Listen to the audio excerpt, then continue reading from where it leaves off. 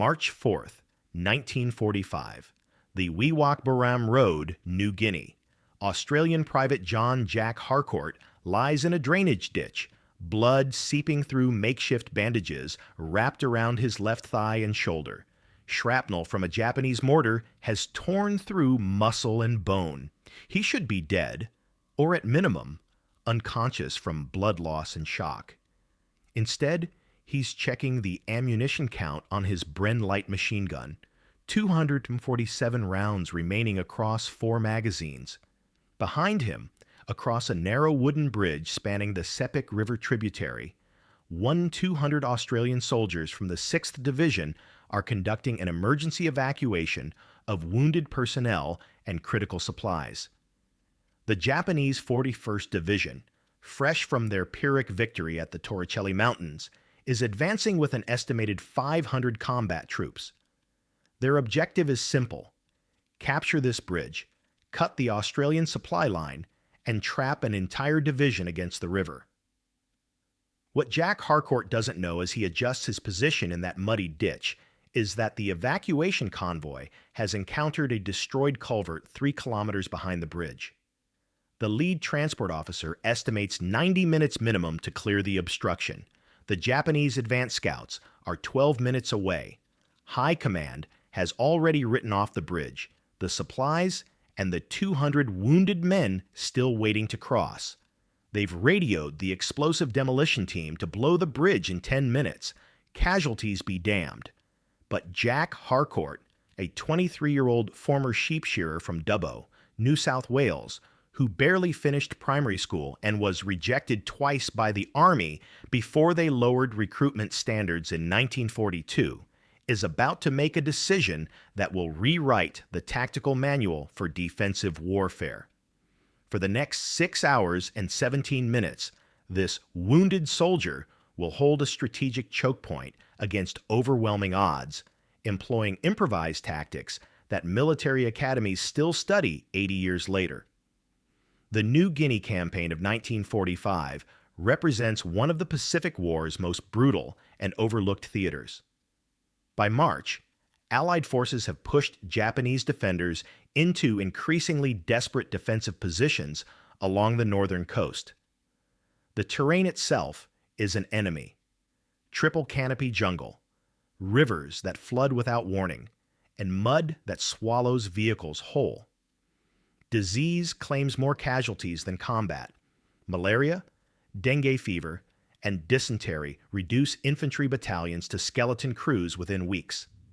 The standard doctrine for defending river crossings in 1945 requires minimum defensive positions, at least 1 platoon, 30 men, with overlapping fields of fire, pre-registered artillery support, and prepared demolitions.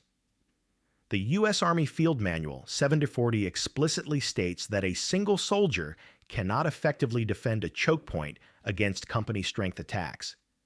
The mathematics are simple and brutal. One man can achieve a sustained rate of fire of approximately 120 rounds per minute with a Bren gun. A Japanese infantry company advancing in standard formation presents roughly 40 targets per minute across a 200-meter front. Even with perfect accuracy, the defender is mathematically overwhelmed within 3 minutes. Lieutenant Colonel James Hutchison, commanding the Australian 6th Division's rear guard, understands these numbers perfectly when he receives the initial casualty report. Private Harcourt has sustained what field medics classify as Category 2 wounds, serious enough to require immediate evacuation, but not immediately life-threatening. The shrapnel in his shoulder has fractured his clavicle. The thigh wound has severed muscle tissue, but miraculously missed the femoral artery. Hutchison orders the medical team to evacuate Harcourt with the next convoy. But the convoy isn't moving. The destroyed culvert has created a bottleneck that stretches back to the bridge. Wounded men lie on stretchers in the tropical sun. Plasma bottles hanging from improvised stands fashioned from rifle stocks. The smell of gangrene already permeates the humid air. Every minute of delay means more infections, more deaths from preventable complications. The Japanese, meanwhile, are moving faster than intelligence predicted. Radio intercepts reveal they've committed their reserve companies to the advance. They know about the bottleneck. They're racing to exploit it. The stakes extend beyond this single bridge. If the Japanese capture it intact, they gain access to the coastal road network. They can threaten the entire Allied supply line supporting operations at WWII. 3 divisions, approximately 45,000 men, depend on this artery. Losing it means falling back to defensive positions that took 8 months to establish. It means abandoning territorial gains purchased with thousands of casualties. It means giving the Japanese breathing room to consolidate their own defensive lines, potentially extending the New Guinea campaign by 6 months or more. Jack Harcourt possesses no formal military training beyond basic infantry school. His service record notes multiple disciplinary incidents: unauthorized absence, insubordination, fighting with fellow soldiers. His company commander describes him as competent with weapons, but lacking respect for authority and military protocol. Before the war, Harcourt spent 7 years working sheep stations across western New South Wales, moving from property to property, never staying more than 2 seasons. He has no family, no permanent address, no particular ambition beyond the next paycheck and the next pub. But sheep shearing teaches patience and observation. A good shearer reads the flock, anticipates movement, positions himself to minimize effort and maximize efficiency. Harcourt applies these same principles when he watches the Japanese advance scouts emerge from the jungle tree line 800 meters from the bridge. They're moving in textbook formation. Point man, followed by 2 flankers, main body, trailing 50 meters behind. They're confident, almost casual. They expect token resistance at best. Harcourt makes his calculation in seconds. The bridge is 12 meters long, 3 meters wide, single-lane traffic only. The approaches on both sides are natural choke points, hemmed in by dense jungle and swampy ground that will bog down any attempt to flank. The Japanese will have to come straight at him, funneling their numerical advantage into a killing field barely wider than a sheep race back home. He drags himself to a position 15 meters from the bridge's northern approach, behind a fallen mahogany tree that provides both cover and a stable firing platform. The Bren gun, British-designed and legendary for its reliability, weighs 23 pounds. With his shoulder injury, mounting it properly requires bracing the stock against the log and using his right arm exclusively. He tears strips from his uniform shirt, fashioning a crude sling that transfers the weapon's weight to his core rather than his damaged shoulder. The moment of insight comes when he notices the bridge's wooden planking. The engineers constructed it quickly, using the local timber that's already warping in the humidity. Several planks near the center are loose, creating a slight depression. Anyone crossing will naturally slow down, watching their footing. That 2-second hesitation, multiplied across an advancing company, creates a temporal choke point to match the physical one. The Japanese will bunch up, compressing their formation. They'll present a target-rich environment in a confined space with no cover. Harcourt loads his first magazine. He has 4 30-round magazines, plus a canvas bag containing approximately 150 loose rounds he can reload during lulls. He arranges them within arm's reach, along with 2 grenades and his bayonet. He checks his watch, 13:47 hours. The demolition team should have blown the bridge 3 minutes ago. They haven't. Someone, somewhere, has decided to give the evacuation more time. The Japanese point man reaches the bridge's southern approach at 13:51 hours. He's young, maybe 19, carrying a Type 38 rifle with fixed bayonet. He pauses, scanning the northern bank. Harcourt holds his fire. The flankers emerge, then the main body, approximately 40 soldiers in the first wave. They're not expecting resistance. Their rifles are slung casually across shoulders. Some are smoking cigarettes. Harcourt waits until the point man is 3 meters onto the bridge, until the main body is compressed in the approach corridor. Then he opens fire. The Bren gun's distinctive report, a slower, more deliberate rhythm than the rapid chatter of American weapons, echoes across the river. The first burst catches the point man's center mass, killing him instantly. The second burst sweeps the bridge itself, hitting 3 more soldiers before they can react. The remaining Japanese scatter, diving for cover that doesn't exist in the cleared approaches. This is where Harcourt's lack of formal training becomes his greatest asset. Military doctrine teaches suppressive fire, controlled bursts designed to keep enemy heads down while friendly forces maneuver. Harcourt ignores this completely.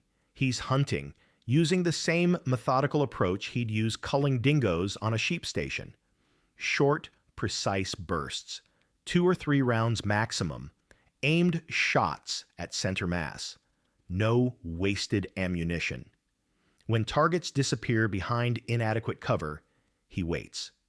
Patience. Eventually, they move. Eventually, they expose themselves. And when they do, he's ready. The initial engagement lasts 4 minutes. When it ends, 11 Japanese soldiers are dead or dying on and around the bridge. The survivors have fallen back to the tree line, shouting orders, reorganizing. Harcourt uses the lull to reload and adjust his position slightly. His thigh wound has reopened. Blood is soaking through the bandages again. He ignores it. At the evacuation point, Lieutenant Colonel Hutchison receives the first report of gunfire. His radio operator confirms, single Bren gun, sustained fire, enemy advance halted. Hutchison immediately grasps what's happening. He grabs the radio handset and orders the demolition team to stand down. Then, he does something that violates every regulation in the manual. He orders the medical evacuation to continue at current pace, gambling that one wounded private can hold off an entire Japanese company long enough to clear the bottleneck. His executive officer, Major Peter Cranston, erupts from his seat. "Sir, that is absolutely illegal under the Articles of War. You cannot knowingly leave a wounded man in a combat position. You're condemning him to death." Hutchison's response becomes part of Australian military legend. "That man just bought us time we don't deserve.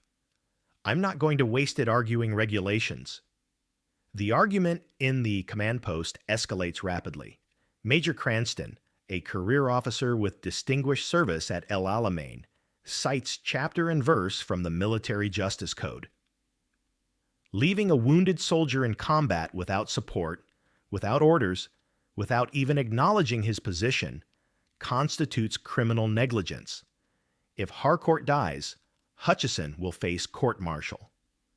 The room erupts with voices, officers taking sides, radios crackling with updates from the bridge where the gunfire continues in sporadic bursts. Hutchison silences them with a single raised hand. "Gentlemen, I will accept full responsibility for this decision." Noted in the log, 14:05 hours. Lieutenant Colonel Hutchison ordered continuation of evacuation operations despite active enemy contact at Bridge Position 7. Private Harcourt's position is designated as a volunteer defensive action. He pauses, looking directly at Cranston, which means if anyone is going to hang for this, it's me alone. Now get those wounded men moving. The decision ripples up the command chain. By 14:30 hours, Brigadier General Kenneth Ether, commanding the 6th Division, is on the radio demanding explanations. Hutchison repeats his assessment. The evacuation requires 90 minutes minimum. Harcourt has already held for 40 minutes. The mathematics, however brutal, favor continuing. Ether, a veteran of the Kokoda Track Campaign, understands impossible situations. He approves Hutchison's decision with one modification. He orders a relief force assembled immediately.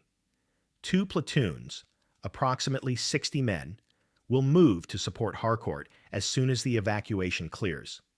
Estimated arrival time, 2 hours. Meanwhile, at the bridge, Harcourt is learning the tactical reality of his position. The Japanese have probed his defenses 3 more times, each probe more sophisticated than the last. They're using suppressive fire now, trying to pin him down while assault teams maneuver.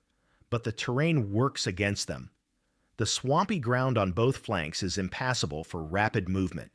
Every approach funnels back to the bridge or the narrow trails immediately adjacent to it. The Japanese company commander, Captain Takeshi Yamamoto, is facing his own impossible mathematics. He has orders to secure the bridge. He has 500 men in total, but they're strung out along 3 kilometers of jungle trail. Only his lead company, now reduced to approximately 180 effectives after the initial casualties, is in position to attack. Bringing up reinforcements requires time he doesn't have. Intelligence reports indicate the Australians are evacuating. If he delays, they'll blow the bridge and escape. Yamamoto orders a full company assault at 14:45 hours. The attack comes in waves. The first wave, 30 men, rushes the bridge under covering fire from light machine guns positioned in the tree line. Harcourt lets them commit, lets them reach the bridge's midpoint, then opens fire. The Bren gun, elevated slightly on its bipod, creates a cone of fire that sweeps the narrow bridge like a scythe. The wooden planking offers no protection. Bodies fall, some tumbling into the river below. The survivors retreat, dragging wounded comrades. Second wave, 40 men, attempts to flank using the narrow trails. Harcourt shifts his fire, catching them in the open. His ammunition is running low. He's down to his last full magazine plus the loose rounds. He makes each shot count. 2 rounds per target. Aim for center mass. Don't chase runners. Focus on those still pressing the attack. The assault breaks after 11 minutes. Japanese casualties, estimated 43 killed or wounded. Australian casualties, 1, Private Harcourt, whose wounds are now definitely life-threatening. He's lost significant blood.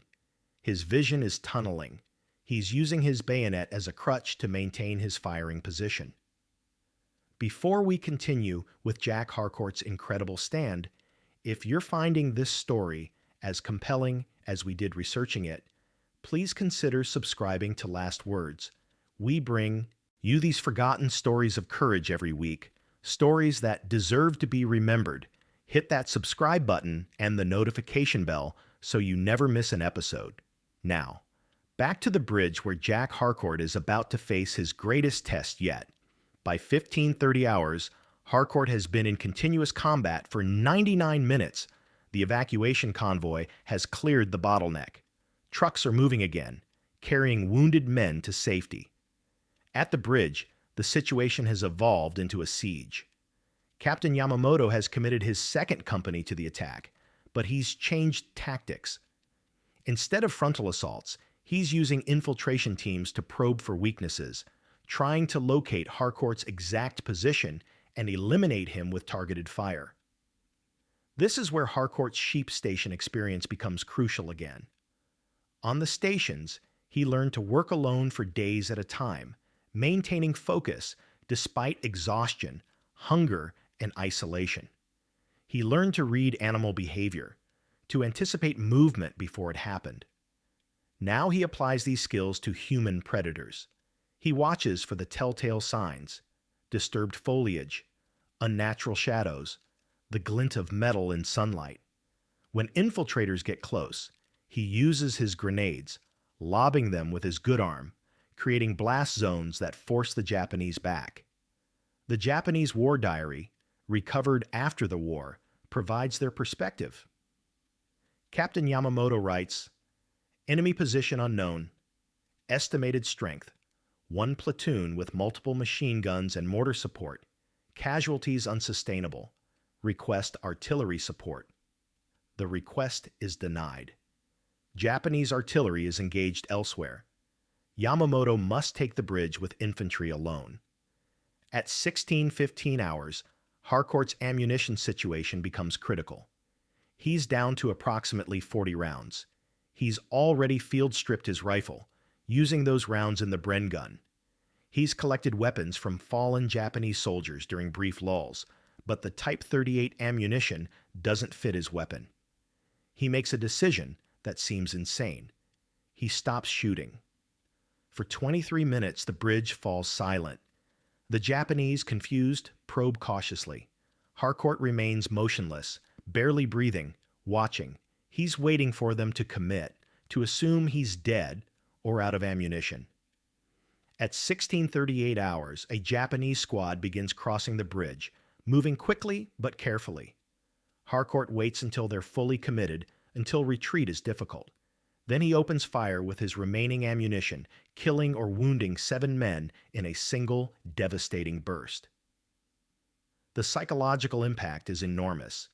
The Japanese soldiers, already demoralized by the unexplained resistance, begin to believe they're facing a ghost or a demon. Rumors spread through their ranks. The bridge is defended by an Australian commando unit, by American Rangers, by supernatural forces. Morale collapses. Officers struggle to organize further attacks. Lieutenant Hiroshi Tanaka, a platoon commander in Yamamoto's company, later wrote in his memoir, "We could not understand how one position could produce such accurate fire for so long. Every attack was met with the same methodical response. We began to fear the bridge itself, as if it were cursed. Men refused orders to advance. I personally witnessed soldiers weeping, claiming they would die if they approached." The relief force arrives at 17:20 hours. 2 platoons of fresh Australian infantry, led by Lieutenant Marcus Webb, approach from the north expecting to find a desperate defensive position, probably overrun. Instead, they find Jack Harcourt, unconscious from blood loss, slumped behind his mahogany log, the Bren gun still positioned for firing. Around the bridge, 63 confirmed Japanese dead, estimated 30 more wounded, and evacuated. Australian casualties, 1. The medical officer who treats Harcourt estimates he lost approximately 40% of his blood volume. His shoulder wound is severely infected. His thigh wound has damaged muscle tissue beyond repair. He should have been dead 3 hours ago. The medic's report notes, patient maintained combat effectiveness despite injuries that would incapacitate most soldiers. Mechanism unknown. Recommend immediate evacuation and full medical honors. The battle's statistics tell the story. Harcourt fired approximately 320 rounds over 6 hours and 17 minutes. He achieved a casualty rate of approximately 29%, extraordinary for combat conditions. He held a strategic choke point against forces outnumbering him by at least 50 to 1. He enabled the evacuation of 1,200 personnel, including 200 wounded who would have died without medical treatment. The tactical value of his action, immeasurable. Jack Harcourt's stand at the bridge represents one of the most extraordinary defensive actions in military history, but his story doesn't end here. If you want to support our channel and help us continue bringing these incredible stories to light, please like this video and share it with anyone who appreciates real military history. Your engagement helps us reach more people and keeps these stories alive. Now let's see what happened to Jack Harcourt after the war. Jack Harcourt survives his wounds but never fully recovers. The shoulder injury leaves him with permanent reduced mobility. The thigh wound requires multiple surgeries and leaves him with a pronounced limp. He's evacuated to Australia in April 1945, hospitalized in Sydney for 7 months. The war ends while he's still in rehabilitation. The Australian Army recommends him for the Victoria Cross, the Commonwealth's highest military honor. The citation details his actions with clinical precision. Private Harcourt, despite severe wounds and without orders or support, maintained a defensive position against overwhelming enemy forces for over 6 hours, inflicting significant casualties and enabling the successful evacuation of 1,200 personnel, including 200 wounded. His actions demonstrated exceptional courage, tactical acumen, and selfless devotion to duty. The award is approved in November 1945. Harcourt receives it in a private ceremony. At his request, he refuses media interviews. He refuses to attend public celebrations. When reporters track him down at his hospital bed, he tells them, "I just did my job. Those blokes needed time to get out. I gave them time. That's all." One of those blokes was Private Robert Chen, a 20-year-old from Melbourne who'd taken shrapnel in both legs. Chen later writes to Harcourt, "I was on one of those trucks. I was lying there thinking I'd never see my family again. Then I heard your gun. For 6 hours, I heard that gun, and I knew someone was buying us time. Because of you, I came home. Because of you, I got married, had 3 children, lived a full life. I owe you everything." Harcourt never responds to the letter. He never responds to any of the hundreds of letters he receives from survivors of the evacuation or their families. After his discharge in 1946, Harcourt returns to western New South Wales. He works sheep stations again, moving from property to property, never mentioning his war service. The Victoria Cross, one of only 96 awarded to Australians during World War II, stays in a drawer. When fellow workers discover his identity and press him for details, he changes jobs. The military continues studying his action. The Australian Army's Tactical Training Manual, updated in 1953, includes a case study of the bridge defense. It becomes required reading at the Royal Military College, Duntroon. The analysis focuses on 3 key factors: optimal use of terrain, fire discipline under extreme pressure, and psychological warfare through unpredictable engagement patterns. Modern infantry officers still study Harcourt's tactics when learning defensive operations. The bridge itself is replaced in 1947 with a permanent concrete structure. A small plaque, installed in 1965, commemorates the action. On this site, 4th of March 1945, Private John Harcourt VC held this position for 6 hours against overwhelming odds, enabling the evacuation of 1,200 Australian personnel. His courage saved countless lives. Harcourt never visits the memorial. He dies in 1989, aged 67, in a small town called Coonamble, New South Wales. His funeral is attended by 14 people.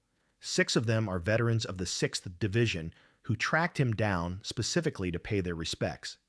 They tell stories of the evacuation, of hearing that Bren gun firing hour after hour, of knowing someone was holding the line while they escaped.